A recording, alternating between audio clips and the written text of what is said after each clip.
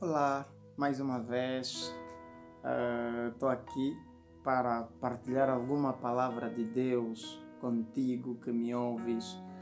Ahm, Hoje vamos meditar, vamos partilhar no livro de Oséias encontrado no Antigo Testamento, Oséias capítulo 3, capítulo 6, na verdade, versículo 3. Vamos ler apenas a parte A deste versículo.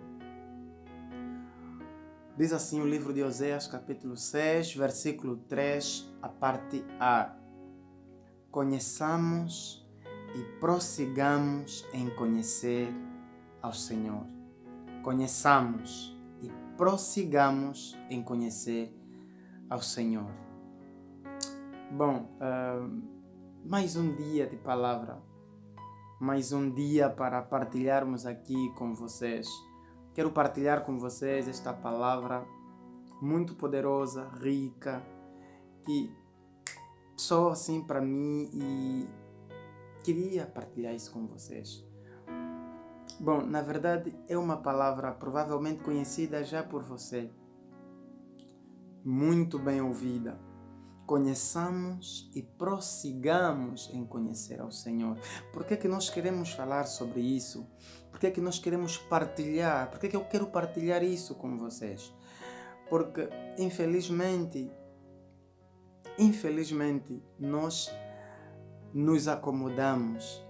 Infelizmente, nós nos conformamos com o mundo. Mesmo o apóstolo Paulo a dizer para nós no livro de Romanos que não devemos nos conformar com este mundo, mas devemos transformar-nos pela renovação do nosso espírito, do nosso entendimento. Nós nos conformamos com este mundo e com tudo aquilo que há neste mundo.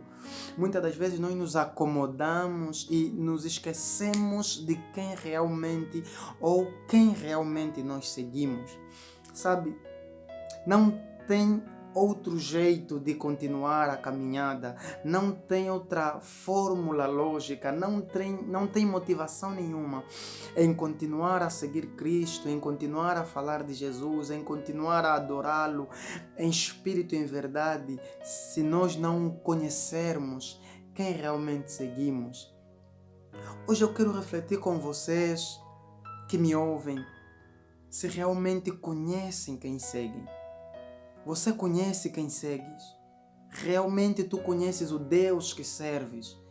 Verdadeiramente tu conheces Cristo? Conheces aquele que um dia morreu na cruz a favor do teu e do meu pecado? Realmente tu conheces quem serves? Quem segues? Porque descubro que muito do que acontece conosco quando caímos em pecado, quando entramos ou caímos em tentação, há vezes que a gente não conhece realmente quem seguimos. Porque quando nós conhecemos quem seguimos e o que Ele pode fazer por nós, talvez nós não cairíamos tanto. Talvez nós não brincaríamos tanto. É que nós brincamos com a salvação. É engraçado, nós damos valor àquilo que pagamos a um preço muito alto, mas aquilo que é de graça nós esbanjamos. Já conseguiste reparar que aquilo que te é dado de graça em qualquer área da vida, tudo aquilo que te é dado de graça, tudo aquilo que apareceu assim do nada na tua vida, raramente tu dás oportunidade, tu dás o devido tratamento. Muitas das vezes aquilo que nos é dado de graça, nós nem sempre damos o valor. Nós nem sempre entendemos o valor da coisa. Jesus Cristo morreu na cruz, mesmo sendo nós pecadores, e Ele santo. Para tu perceberes a mensagem da cruz, entenda que Ele não merecia morrer. Entenda que Ele não fez absolutamente nada.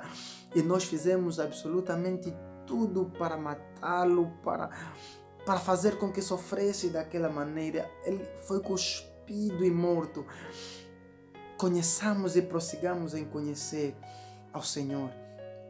Por que disse a palavra? Porque nós realmente entendemos, nós nos convertemos para Cristo, nós vamos para uma igreja, alguém nos fala sobre a palavra de Deus, alguém fala-nos sobre a mensagem da cruz, alguém nos conta sobre o testemunho da cruz e nós conhecemos, passamos a conhecer Cristo. A nossa falha está em prosseguir em conhecê-lo. Esse tem sido o maior desafio.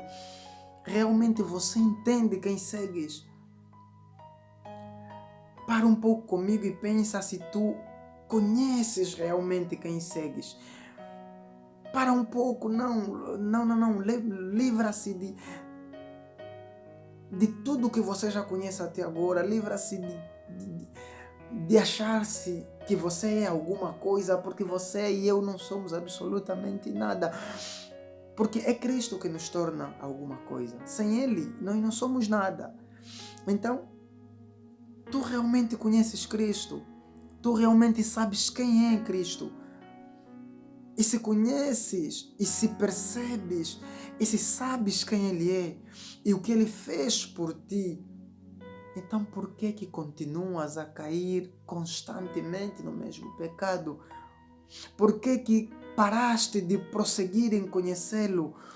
Por que paraste de ter temor na sua palavra? Por que paraste de fazer a obra dele com a mesma paixão que tinhas quando se converteste agora? Então, se realmente conheces o sacrifício que ele fez na cruz, a entrega que ele teve para te salvar, para me salvar, por que continuas a não valorizar a morte de Cristo? Por que continuas a fazer e a desfazer?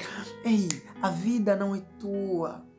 Por que continuas com a linguagem de que a vida é minha e eu faço com ela o que bem entender? Não. Acorda. Oi, a vida não é tua. A vida é de Cristo. Nos foi dada. Por intermédio de um sopro, nos tornamos almas viventes. Então, para com esse ditado de que a vida é minha e faço bem o que entender. Não, a vida não é tua. Acorda. Você está no mundo da imaginação. Você não sabe o que dizes. A vida não é tua. A vida é de Cristo. E se não souberes aproveitar com o sopro da vida que Deus te deu, ninguém vai te aproveitar no final. Você já entendeu que quando você não aproveita o que te é dado, ninguém te aproveita no final? Já conseguiste entender? Se tu não aproveitas as oportunidades que te são dadas, no final tu também não és aproveitado. É igual. Assim como uma árvore, se não dá frutos, é cortada e lançada ao mar do esquecimento, tu também és considerado como uma árvore. Tu és considerada como uma árvore e precisas dar fruto. E o fruto passa por conhecer e prosseguir em conhecer ao Senhor. Então para que a vida é tua, a vida não é tua, a vida é de Cristo. Se não aproveitares e fizeres com esta vida a melhor e da melhor forma possível, ninguém vai te aproveitar no final. Tu não entendes o Deus que serves, tu não sabes, não imaginas o Deus que serves, porque se soubesses o Deus que serves, tu não cairias constantemente num pecado que você mesmo provoca. Tu não farias nem brincarias com o Mestre dessa forma. Se entendesses realmente o sacrifício de Cristo na cruz, tu perceberias que tudo que fazes às escondidas, o Mestre, na sua omnipresença, entende, percebe e vê tudo o que tu estás a fazer. Para com isso. Para hoje com isso. Para de pensar que ninguém está a te ver. Tudo o que tu fazes em oculto, o Mestre vê. Tudo o que tu fazes em oculto, mesmo estando no culto, o Mestre vê. Quem pensas que enganas? A mim e a qualquer outro homem tu podes enganar, mas ao mestre ninguém engana. O mestre é omnipresente. E o que pensas? O que pensas ele também sabe, porque ele é omnisciente. Conheça e prossiga em conhecer ao Senhor. Quando tu entenderes verdadeiramente o Deus que serves, tu vais ser mais forte. Tu terás mais motivos para continuar no caminho de Deus. Tu terás mais forças e coragem para não desistir. Tu vais ter mais força de Ana. Conforme ela não desistiu, tu vais ter a coragem de Sara de enfrentar a esterilidade e no final ganhar a batalha e ter um filho. Tu, quando entenderes o Deus que serves, tu vais perceber que quando alguém fica doente, não tens que correr aos quimbandeiros.